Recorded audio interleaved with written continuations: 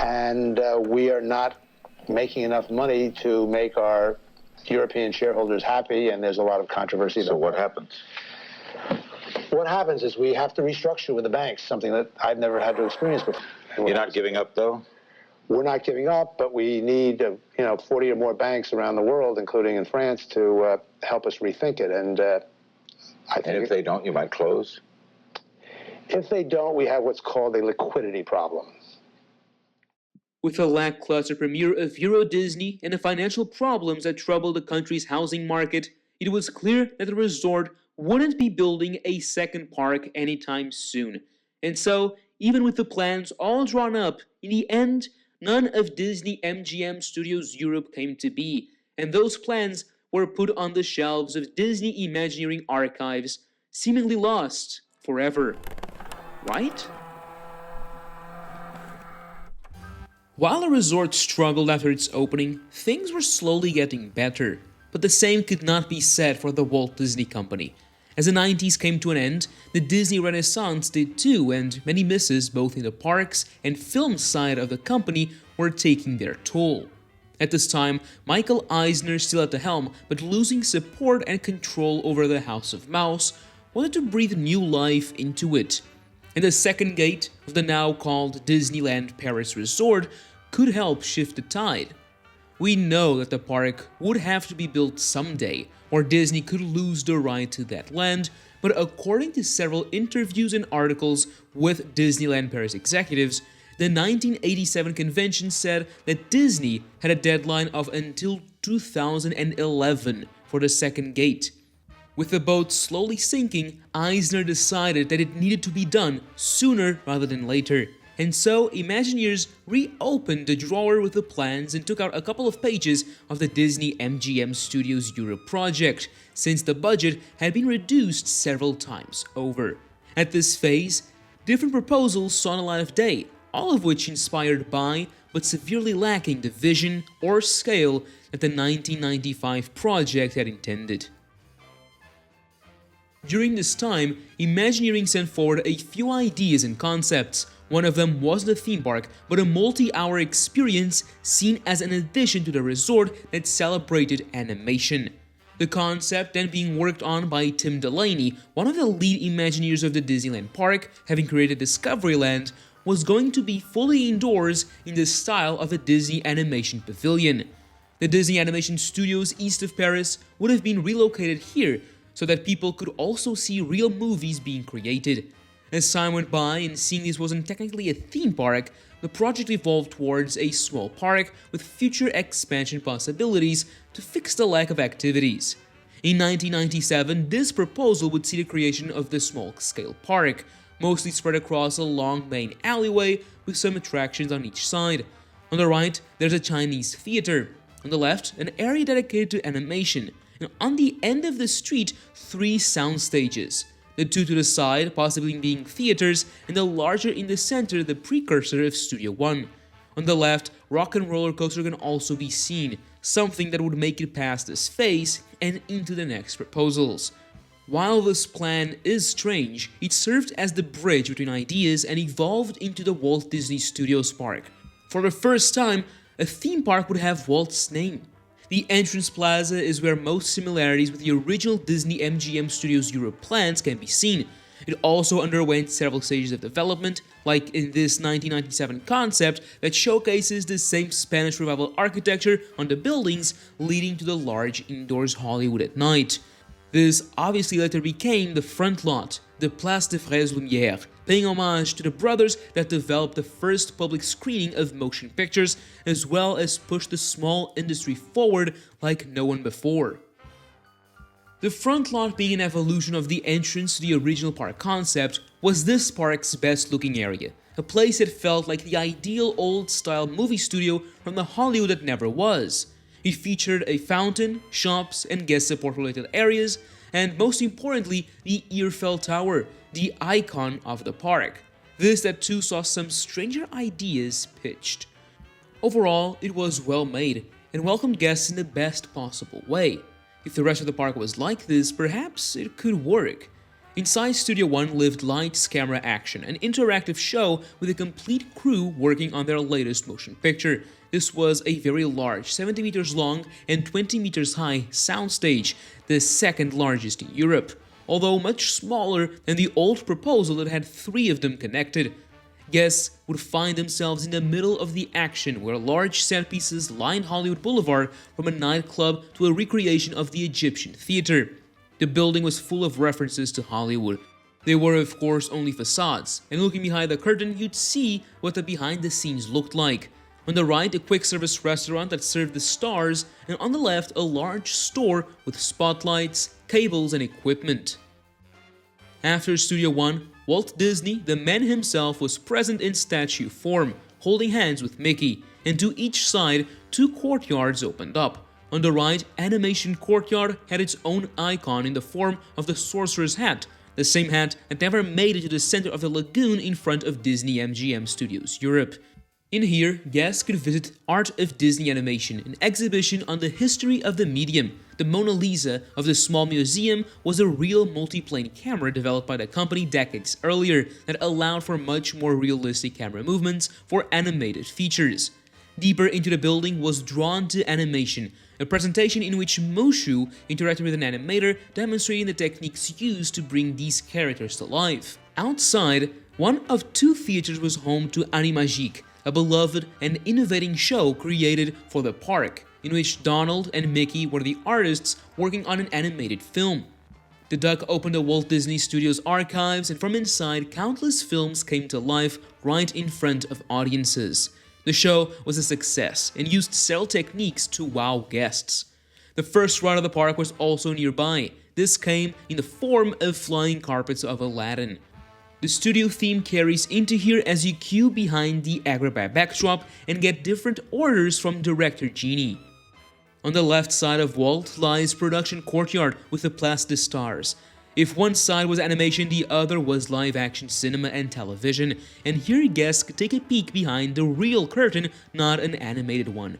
The crown jewel of the park was Cinemagique, hosted in the second identical theater, also known as Studio Theater. In here, the audience would see movie magic happen right before their eyes. Real actors interacted with the film projected on the large silver screen, creating an experience like no other. Led by actor Martin Short, the 30-minute film paid homage to all the eras of cinema, featuring scenes from incredible films from Star Wars to The Umbrellas of Cherbourg. The attraction was so unique that it won the award for the Best New Attraction of 2003.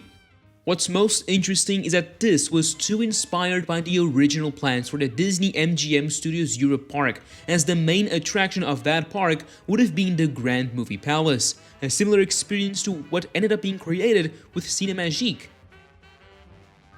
Close by, the television production tour gave guests a tour of the Walt Disney Television Studios, at the time the largest European studio dedicated to TV broadcast. Taking a page from the original plans, an actual TV production took place here with a zapping zone, a TV show that was recorded 6 times a week, and guests would be able to see the crew working in each episode through a one-way mirror. Production Courtyard was also home to the park's flagship attraction, the Studio Tram Tour, inspired by the real studios that give people tours behind the scenes of movie productions. For this though, no real movies were being made, so the focus was on showcasing a few recreated sets, special effects, and movie props.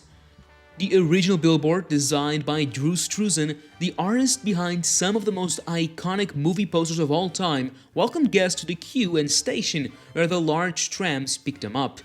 The tour would pass through the set of Dinotopia, an obscure 2002 film, into Catastrophe Canyon, having been cloned from the one in Orlando, a large post-apocalyptic London city set from the movie Reign of Fire, the costume department, and countless props, all while being narrated by actor Jeremy Irons and Irene Jacob for both English and French languages.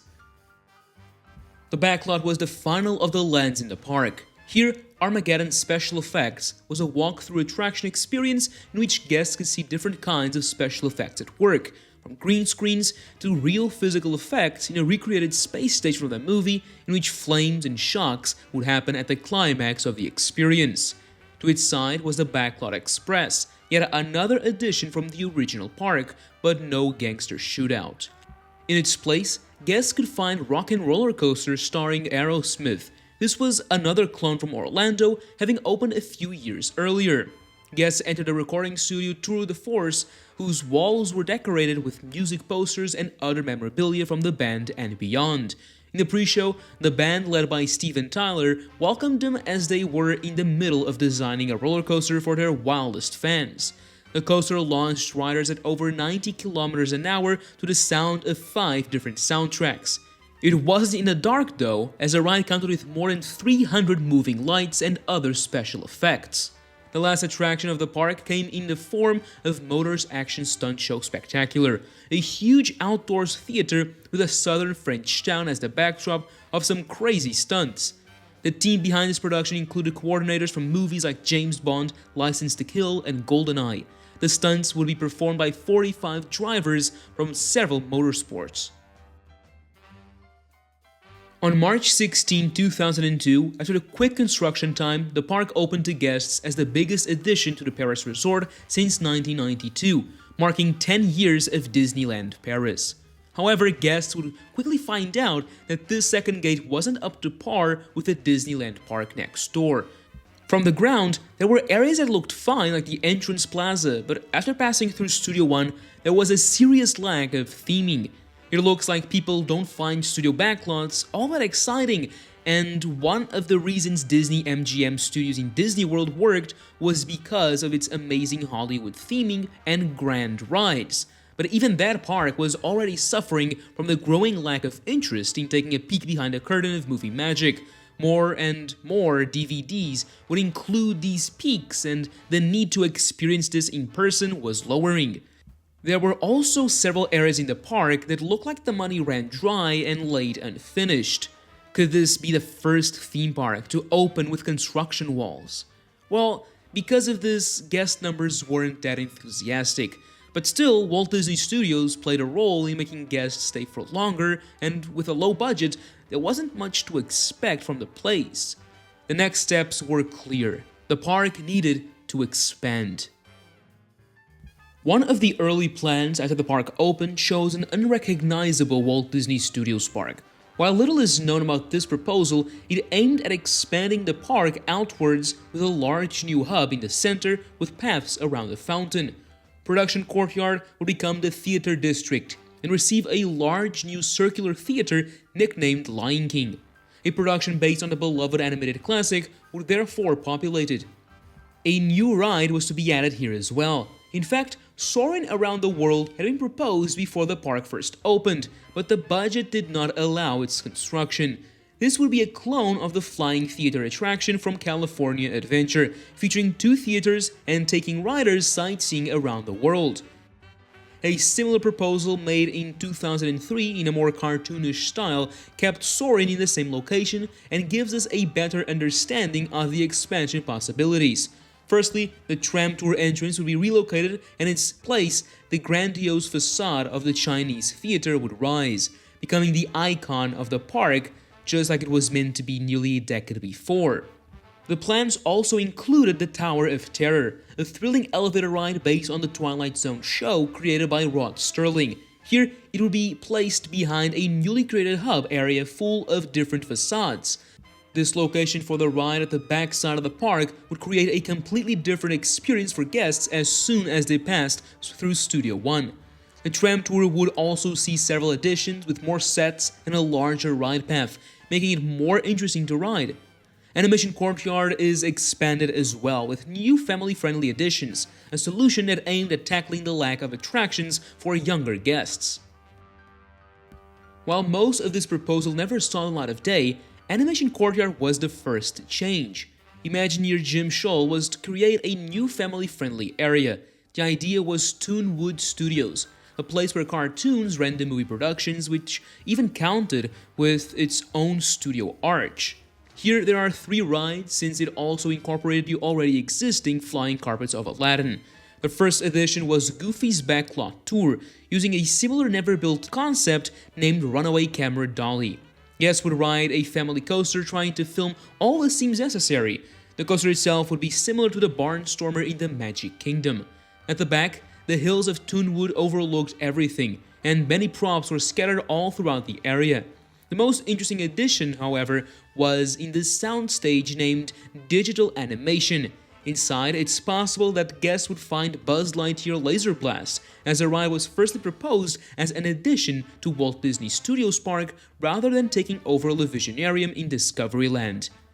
This project also underwent several phases and evolved. Later proposals saw the creation of an indoors coaster called Mickey's Band Coaster, inspired by classic Mickey Mouse short films.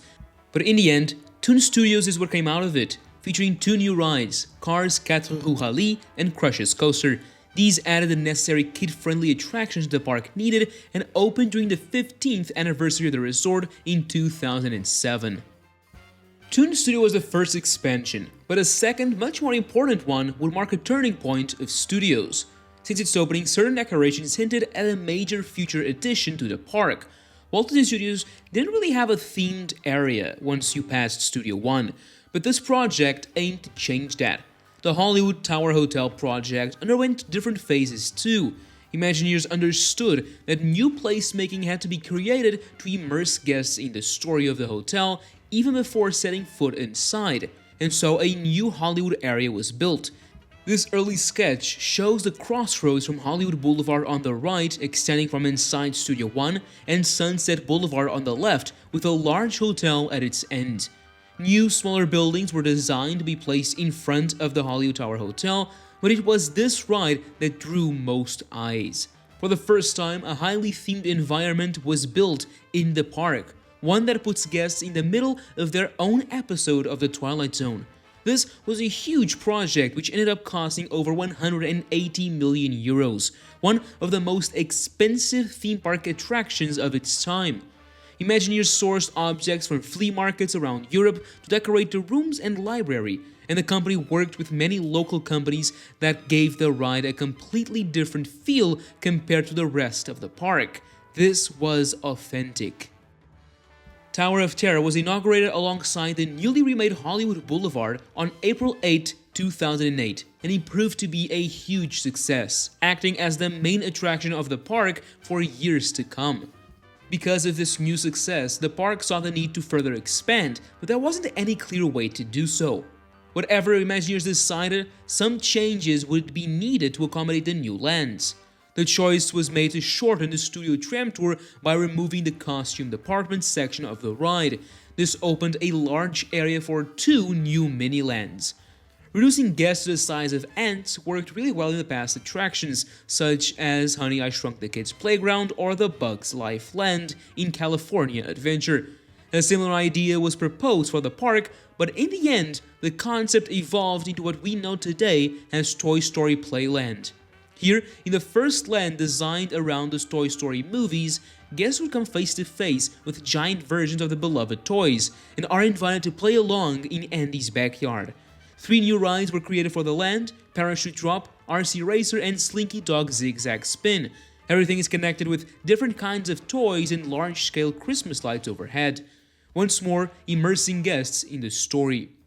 The brand new land opened as part of the 20th anniversary of the resort in 2010. It was clear that Disneyland Paris was trying to fix the park by now, a park that under the 1987 convention didn't have to open until a year later in 2011. While it wasn't announced by then, guests were growing suspicious that something else might be on the horizon for the land to the side of Toy Story. This because, at the time, Imagineering was already thinking of ways to fill a hole in the park's lineup. While there were thrills, flat rides, experiences, and shows, the park still needed a dark ride, something that has been a part of the Disney park since day one. First, a classic Fantasyland-style dark ride was proposed, but soon it became clear that the park needed to make an impression. It had been a few years since Tower of Terror, and guests were craving something brand new. What's interesting is that the Paris-themed area had been proposed roughly for where Toy Story was built. We can see that in this concept art. To the left is the entrance to the tram tour, and the building on the bottom is the backside of Animation Celebration. The ride, based on the instant classic Ratatouille, was let out of its tracks and became a trackless ride, the first of its kind in the Disney parks. The development of Remy's adventure underwent different proposals. As usual, the first final iterations of the ride were more ambitious than the final product, featuring more large-scale sets and less screens. But the rat-shaped vehicles were through it all. The ride was a huge leap forward for ride technology, and alongside it, a table service restaurant completely themed to Chez Remy's from the film opened alongside it.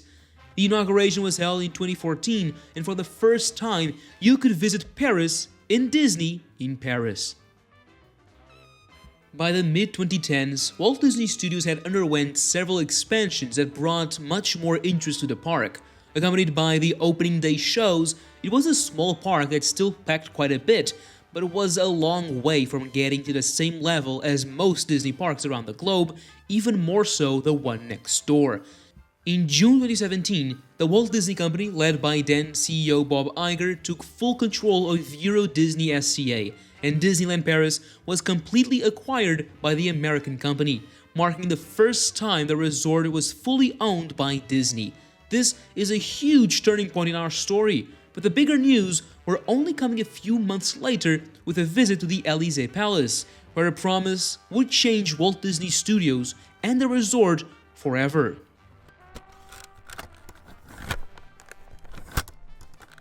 Today, the Walt Disney Company is announcing that we are investing an incremental €2 billion to expand Disneyland Resorts Paris. This is the largest investment that we're making in Disneyland Resorts Paris since it opened in 1992. And we're going to use this investment to build out 3 large lands at Disneyland, one for Frozen, one for Star Wars, and one for Marvel.